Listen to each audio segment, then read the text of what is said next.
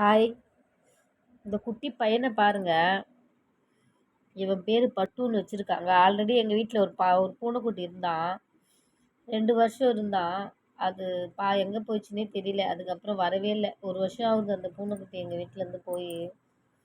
இது அக்கா கால் பண்ணி இந்த மாதிரி எங்கள் வீட்டில் ஒரு பூனைக்குட்டி வந்திருக்கு, யார் எடுத்துகிட்டு வந்து விட்டுட்டு போனாங்கன்னு தெரியல, உனக்கு வேணுமா, எடுத்துகிட்டு போறியா, எங்களால் பார்த்துக்க முடியாதுன்னாங்க. சரின்னு போய் தூக்கின்னு வந்துட்டேன். 2 நாள் இருந்தது அவங்க வீட்டில். இப்போ எங்கள் வீட்டுக்கு 1 வாரம் ஆகுது. பாவம், என்ன போட்டாலும் சாப்பிடுது. நாங்கள் ஃபஸ்ட்டு வச்சுருந்த பூனைக்குட்டி அவர் பாலும் ஸ்நாக்ஸ் மட்டும் தான் சாப்பிடுவார், சாப்பாடுலாம் சாப்பிட மாட்டார். இது அழகாக தோசை, இட்லி, தயிர் சாதம், பால் சாதம் எல்லாம் சாப்பிடுது. எங்கே இருக்கோம், யார் வீட்டில் இருக்கோன்றதெல்லாம் தெரியல.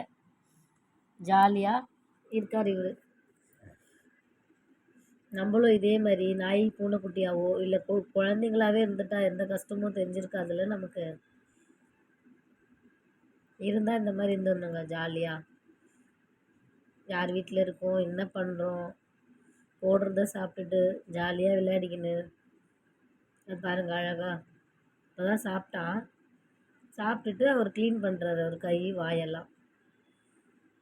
இந்த மாதிரி வாழ்க்கை யாருக்கு கிடைக்கும்ல. இவர் எங்கள் அந்த பூனை பேர் பட்டு. அதனால் இவருக்கும் பட்டுன்னு தான் வச்சுருக்காங்க பேர், பட்டு. ஆனால் இன்னும் பேர் கூப்பிட்டா திரும்பி பார்க்கணுன்னு தெரியல. அதை பார்க்குற மாதிரி டிவி நல்லா பார்க்குறாரு. ஆனால் டிவியில் ஒரு ப்ரோக்ராம் விடுறதில்ல.